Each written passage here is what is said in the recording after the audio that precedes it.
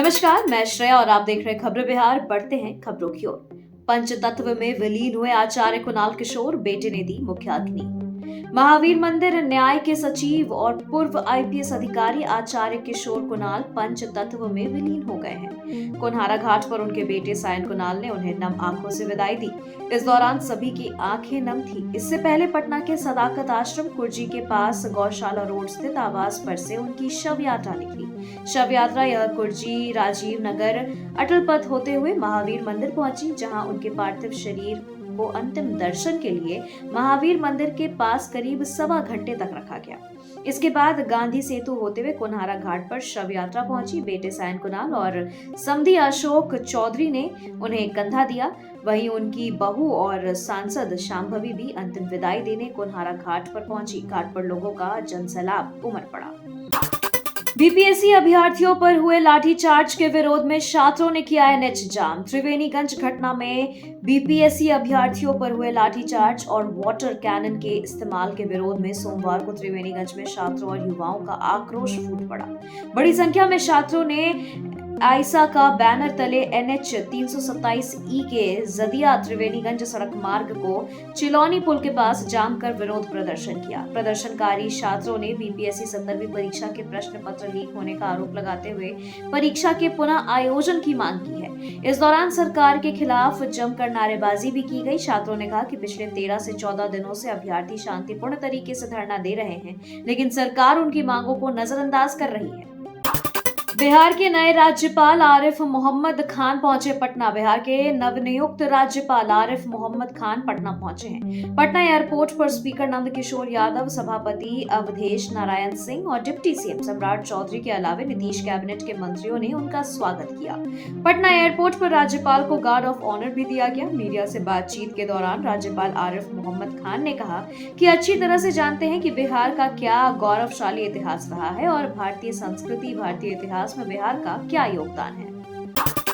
Deputy CM Vijay Sinha ने rail मंत्री से की मुलाकात। बिहार के उप मुख्यमंत्री सह पथ निर्माण मंत्री श्री विजय कुमार सिन्हा ने केंद्रीय रेल मंत्री अश्विनी वैष्णव से मुलाकात की। मुलाकात के दौरान उप मुख्यमंत्री ने राज्य के पथ निर्माण विभाग के स्वामित्व वाले पथों पर अवस्थित समपारों के बदले आरओबी बनवाने के आग्रह से जुड़ा ज्ञापन सौंपा है। इस बाबत विजय सिन्हा ने कहा कि वर्तमान में पथ निर्माण विभाग के स्वामित्व वाले पथों पर राज्य भर के समपारों पर आए दिन जाम और दुर्घटनाजनक स्थिति बनी रहती है। इन समस्याओं को देखते हुए हमने माननीय रेल मंत्री जी महत्वपूर्ण संपर्क पथों से जोड़े समपारों पर अधिक से अधिक आरओबी के निर्माण का आग्रह किया है। एमयू के भूगोल विभाग अध्यक्ष डॉक्टर अमित बने नागी के कार्यकारिणी सदस्य। मुंगेर विश्वविद्यालय के भूगोल पीजी विभाग अध्यक्ष डॉक्टर अमित कुमार को नेशनल ज्योग्राफिकल एसोसिएशन कार्यकारी सदस्य बनाया गया है, जिन्हें 27 दिसंबर को ओस्मानिया विश्वविद्यालय हैदराबाद में आयोजित नागी के 46वें अधिवेशन के दौरान सदस्य चुना गया। कार्यकारिणी सदस्य चुने जाने पर नागी के अध्यक्ष प्रोफेसर कुमारी स्वामी ने शुभकामनाएं दी। डॉक्टर अमित कुमार ने राष्ट्रीय व अंतर्राष्ट्रीय स्तर के प्रतिष्ठित रिसर्च ऑर्गेनाइजेशन में काम किया है। उन्होंने भारत के तटीय नागरीय योजना के तकनीकी एडवाइजर भी वो रह चुके हैं। इस जिले को 6 लेन सड़क की सौगात, जाम से मिलेगी मुक्ति। भोजपुर जिले में आए दिन लगने वाले बालू जाम महासंकट से निपटने को जिला प्रशासन ने तेजी से कवायद शुरू कर दी है। इसे लेकर एक तरफ जहां शहर में रिंग रोड समेत वैकल्पिक रास्तों की खोज होने के साथ उसके निर्माण कार्य शुरू करने पर तेजी से अभियान चल रहा है, वहीं दूसरी तरफ बालू सड़क जाम के रास्ते में सबसे बड़ी बाधा बनी आरा छपरा 4 लेन मुख्य सड़क को अब 6 लेन में बदलने का निर्णय लिया गया है। आरा छपरा मुख्य सड़क को 6 लेन बन जाने के बाद पटना, भोजपुर और छपरा जिले के लोगों के लिए काफी राहत हो जाएगी। इसके बन जाने से हजारों वाहनों को जाम से मुक्ति मिलेगी। बीपीएससी छात्रों के समर्थन में आई प्रियंका गांधी बोली, कड़ाके की ठंड में पानी और लाठी चलाना अमानवीय। बिहार लोक सेवा आयोग की परीक्षा को रद्द करने की मांग को लेकर पटना में विरोध कर रहे प्रदर्शनकारियों पर पानी के बौछारे की और लाठीचार्ज पर प्रियंका गांधी ने नाराजगी जताई है। छात्रों के समर्थन में आई प्रियंका गांधी ने सरकार पर हमला बोला। उन्होंने कहा कि सरकार अभ्यर्थियों की आवाज दबाने के लिए कड़ाके की ठंड में पानी और लाठी चलाना अमानवीय है। उन्होंने कहा कि भाजपा का डबल इंजन युवाओं पर डबल अत्याचार का प्रतीक बन गया है। प्रियंका गांधी ने सोमवार को सुबह प्रदर्शनकारियों पर पानी की बौछारें की वीडियो को शेयर करते हुए एक्स पर पोस्ट किया, जहां उन्होंने लिखा कि बिहार में 3 दिन के अंदर दूसरी बार छात्रों पर अत्याचार हुआ। पटना में वंदे भारत और सहरसा एक्सप्रेस पर पत्थरबाजी, खिड़की का शीशा टूटा। पटना से सटे मोकामा में वंदे भारत एक्सप्रेस ट्रेन पर पथराव किया गया है। मोकामा के शहरी हॉल्ट के पास हावड़ा वंदे भारत एक्सप्रेस और राजेंद्र नगर सहरसा एक्सप्रेस पर रविवार की सुबह 8:30 बजे असामाजिक तत्वों ने पत्थरबाजी की। पत्थरबाजी से वंदे भारत एक्सप्रेस ट्रेन की कोच संख्या E1 और डाउन राजेंद्र नगर सहरसा एक्सप्रेस की कोच संख्या D5 की खिड़की का शीशा क्षतिग्रस्त हो गया। इस वजह से वंदे भारत 13 मिनट देर से मोकामा स्टेशन पहुंची। हालांकि किसी के चोट होने की सूचना नहीं है। घटना को लेकर मोकामा RPF थाने की ओर से जांच शुरू कर दी गई है। गया में वर्णवाल परिवार सम्मेलन, शोभा यात्रा, प्रतिभा प्रदर्शन और एकता पर जोर। गया में नगर वर्णवाल सेवा समिति द्वारा आयोजित 2 दिवसीय वर्णवाल परिवार सह अधिकार सम्मेलन की दूसरे भव्य शोभा यात्रा का आयोजन किया गया। इस शोभा यात्रा में महिलाओं और पुरुषों ने पीले वस्त्र पहनकर सुसज्जित होकर नगर का भ्रमण किया है। कार्यक्रम के दौरान विभिन्न प्रतियोगिताओं में समाज के बच्चों, महिलाओं और विवाहित जोड़ों ने अपनी प्रतिभा का प्रदर्शन किया, जिन्हें शील्ड और सर्टिफिकेट देकर सम्मानित किया गया है। सम्मेलन के मुख्य अतिथि केंद्रीय मंत्री जीतन राम मांझी ने समाज में एकता की सराहना करते हुए राजनीति में भागीदारी की अहमियत पर बल दिया। उन्होंने जाति गणना में त्रुटियों का जिक्र करते हुए मुख्यमंत्री नीतीश कुमार से इस पर गंभीरता से बात करने की बात कही है। बीपीएससी अभ्यर्थियों और प्रशांत किशोर के बीच नोकझोंक। 70वीं बीपीएससी पीटी रद्द करने की मांग को लेकर पटना में प्रदर्शन कर रहे अभ्यर्थी रविवार को सीएम आवास का घेराव करने निकले तो पुलिस को लाठी चार्ज करना पड़ा। वहीं लाठी चार्ज के बाद जब जन सुराज के नेता प्रशांत किशोर फिर से अभ्यर्थियों से मिलने गर्दनी बाग धरना स्थल पर पहुंचे तो उनका जमकर विरोध हुआ। धरना पर बैठे छात्रों से प्रशांत किशोर की बहस भी हुई और इसका वीडियो भी सामने आया है। प्रशांत किशोर भी धरना पर बैठे छात्रों से कठोर लहजे में बात करते दिख रहे हैं, जबकि उग्र छात्रों ने प्रशांत किशोर गो बैक के नारे भी लगाए। बिहार में जमीन सर्वे बनी सरकार के गले की फांस। विधानसभा चुनाव से पहले बिहार में जमीन सर्वे डबल इंजन सरकार की गले की फांस बन गई है। यही वजह है कि सरकार जमीन सर्वे के लिए नई समय सीमा निर्धारित कर रही है। सरकार ने एक बार फिर से जमीन सर्वे की अवधि में विस्तार कर दिया है और इसकी समय सीमा को बढ़ा दिया गया है। राजस्व एवं भूमि सुधार विभाग ने बिहार में जमीन सर्वे के लिए नया लक्ष्य निर्धारित कर दिया है। दरअसल बिहार विधानसभा चुनाव से पहले राज्य में जमीन सर्वे कराने का ऐलान कर सरकार खुद अपनी ही जाल में फंस गई है। जमीन सर्वे को लेकर लोगों में बढ़ती नाराजगी को देखते हुए सरकार लगातार बैकफुट पर है। हुलास पांडे पर ईडी का शिकंजा, बालू माफिया से रिश्तों की जांच। लोजपा के प्रदेश संसदीय दल के अध्यक्ष और पूर्व विधान पार्षद हुलास पांडे की मुश्किलें बालू के अवैध खनन और मनी लॉन्ड्रिंग मामले में बढ़ गई है। प्रवर्तन निदेशालय ने पटना और बेंगलुरु में उनके ठिकानों पर छापेमारी के दौरान कई अहम दस्तावेज और इलेक्ट्रॉनिक उपकरण जब्त किए। इन दस्तावेजों में 50 करोड़ रुपए की गड़बड़ियों और कई अज्ञात कंपनियों से हुल्लास पांडे के रिश्ते सामने आए हैं। प्राथमिक जांच में पता चला कि पांडे का बालू सिंडिकेट के कई प्रभावशाली लोगों से संबंध है। ईडी ने उन्हें पूछताछ के लिए समन जारी किया है। बताया जा रहा है कि इन कंपनियों और व्यक्तियों के साथ पांडे के आर्थिक लेन देन की गहराई से जांच की जाएगी। बालू खनन पर सख्ती। बिहार सरकार ने 16 जिलों में कमांड एंड कंट्रोल सेंटर स्थापित किए। नीतीश सरकार ने बालू के अवैध खनन और परिवहन पर सख्ती बरतते हुए नया फरमान जारी किया है। खान एवं भूतत्व विभाग ने 16 जिलों में खनन पर निगरानी के लिए कमांड एंड कंट्रोल सेंटर स्थापित किए हैं। इन सेंटरों से कैमरों की मदद से खनन गतिविधियों पर नजर रखी जाएगी। यदि 2 घंटे से अधिक समय तक कैमरे बंद रहे तो संबंधित घाट का चालान भी रोक दिया जाएगा।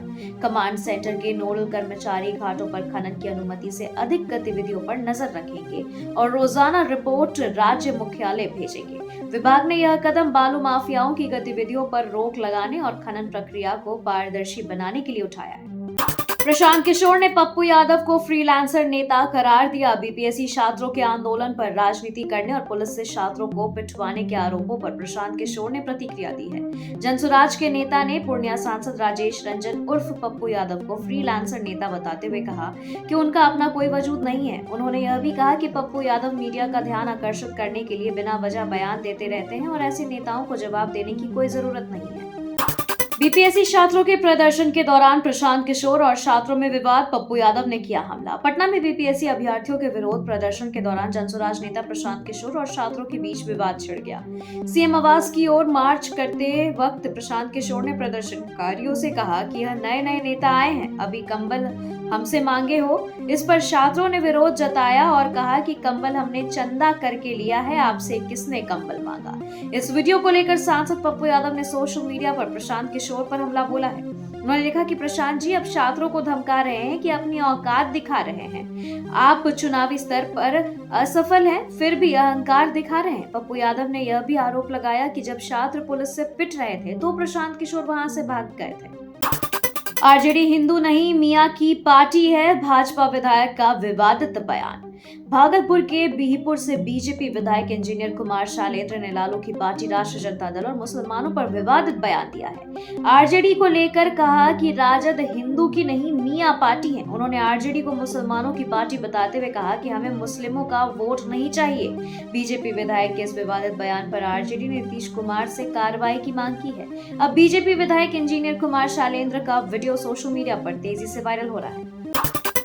नए साल पर पटना पुलिस की सख्ती, शराबी और लहरिया कट बाइकर्स पर कड़ी नजर। पटना पुलिस ने नए साल के जश्न को सुरक्षित रखने के लिए सख्त कदम उठाए हैं। चौक चौराहों पर ब्रेथ एनालाइजर से जांच होगी, पियक्कड़ों को गिरफ्तार कर थाने भेजा जाएगा। लहरिया कट बाइकर्स और झुंड में वाहन चलाने वालों पर कड़ी नजर होगी। शहर में प्रमुख स्थलों पर बैरिकेडिंग और कैमरों से निगरानी होगी।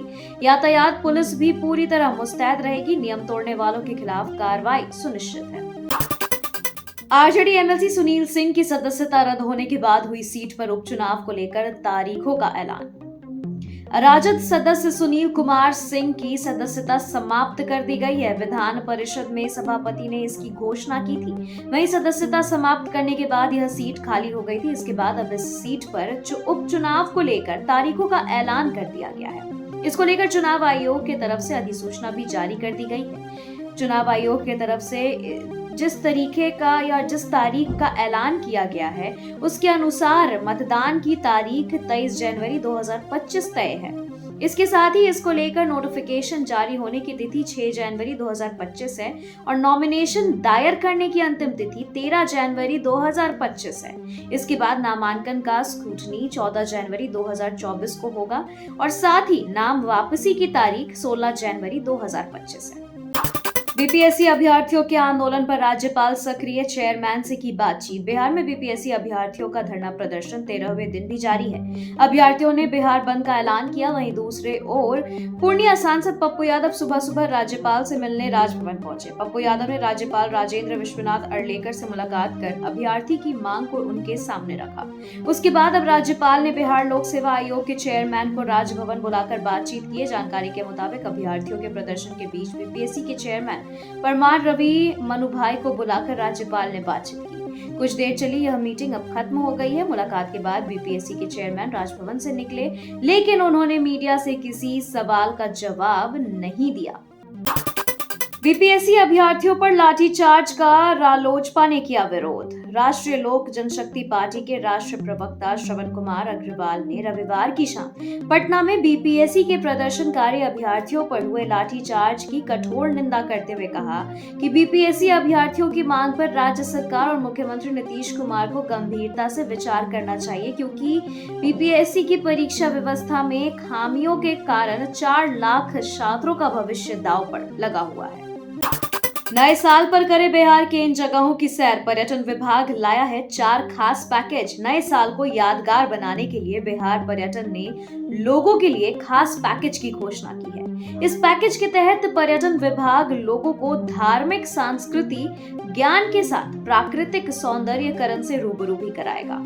बिहार राज्य पर्यटन विकास निगम ने 1 दिवसीय टूर पैकेज जारी किया है। इस पैकेज का दर 2700 रुपए निर्धारित किया गया है। इस पैकेज के तहत सैलानियों को बिहार के पावापुरी, ककोलत, नालंदा, राजगीर और बोधगया ले जाया जाएगा। इसकी बुकिंग बिहार पर्यटन विकास निगम के वेबसाइट या निगम के ऑफिस आर ब्लॉक स्थित जाकर कर सकते हैं। बिहार के 458 एपीएचसी में मेडिकल ऑफिसर नहीं। बिहार के स्वास्थ्य विभाग में सब कुछ मंगल नहीं है। लाख दावों के बावजूद स्वास्थ्य विभाग इन अस्पतालों में मुकम्मल इलाज की व्यवस्था अब तक नहीं कर सकी है। बिहार में 39% अतिरिक्त प्राथमिक स्वास्थ्य केंद्र एक एएनएम के सहारे संचालित किए जा रहे हैं। वहीं 39% एपीएचसी में 2 एएनएम तैनात है। इन दोनों एएनएम द्वारा मिलकर अस्पताल का संचालन किया जा रहा है। स्वास्थ्य विभाग की ओर से तैयार रिपोर्ट में इन बातों का खुलासा हुआ है। विधानसभा चुनाव से पहले 12 लाख युवाओं को मिलेगी सरकारी नौकरी। बिहार के युवाओं के लिए उप मुख्यमंत्री सम्राट चौधरी ने बड़ा ऐलान किया है। सम्राट ने कहा है कि नए साल में युवाओं को बड़ी खुशखबरी मिलने वाली है। अब उन्हें रोजगार के लिए अधिक दिन तक इंतजार नहीं करना है। सूबे में जल्द ही लाखों बहाली होनी है और इसको लेकर अधिसूचना भी जारी कर दिया जाएगा। सम्राट ने खुले मंच से इस बात का ऐलान किया है। सम्राट चौधरी ने कहा कि बिहार में आगामी विधानसभा चुनाव से पहले 12 लाख युवाओं को सरकारी नौकरी दी जाएगी। साथ ही उन्होंने कहा कि मोतिहारी के लोग शीघ्र ही रक्सौल से हवाई यात्रा कर सकेंगे और अयोध्या के तर्ज पर बिहार के सीतामढ़ी में भी भव्य सीता मां की मंदिर का निर्माण कराया जाएगा। तो इसलिए हुई झारखंड में रघुवर दास की वापसी, सामने आई अंदर की बात। झारखंड में करारी हार के बाद भाजपा जल्द ही नया प्रयोग करेगी। पार्टी के पूर्व मुख्यमंत्री रघुवर दास में तारनहार दिख रहा है। बड़े तामझाम के साथ उनकी वापसी हो रही है। इससे उनके समर्थकों का खेमा उत्साहित है। उनका कहना है कि रघुवर दास ने मिशन ओडिशा को काफी कम वक्त में ही अमली जमा पहनाया है। अरसे से जमे नवीन पटनायक को अपदस्थ करने में उनकी महती भूमिका को भाजपा स्वीकार करती है। सिर्फ 14 माह में ही उनकी वापसी के बाद मिशन झारखंड को अंजाम देने की कोशिश होगी। अब भाजपा के वे नेता बचने का बहाना बना रहे हैं जो चुनाव के दौरान रघुवर दास के खिलाफ बोलने का कोई मौका चूकते नहीं थे। रघुवर दास के स्वागत में उमड़ी भीड़ ने सबकी नींद खराब कर दी है। कितने बांग्लादेशी घुसपैठिए कब और कहां से आए? गृह मंत्रालय से मिला चौंकाने वाला जवाब। झारखंड समेत अन्य प्रांतों में बांग्लादेशी घुसपैठ और अवैध अप्रवासन से जुड़ी गतिविधियों को लेकर जारी राजनीतिक आरोप प्रत्यारोप के बीच केंद्रीय गृह मंत्रालय ने स्पष्ट किया है कि इसका कोई डाटा केंद्र स्तर पर उपलब्ध नहीं है। इससे संबंधित जानकारी राज्यों, केंद्र शासित प्रदेशों या अप्रवासन ब्यूरो के पास हो सकती है। सूचना अधिकार के तहत मांगी गई एक जानकारी में केंद्रीय गृह मंत्रालय ने स्पष्ट किया है। गृह मंत्रालय ने सिरज दत्ता द्वारा पूछे गए सवालों के उत्तर में यह जानकारी दी है कि अवैध घुसपैठिए भारतीय सीमा में चुपके से प्रवेश करते हैं। ऐसे सारे मामले विदेशी अधिनियम का निबंधन 1939 और नागरिकता 1955 के दायरे में आते हैं।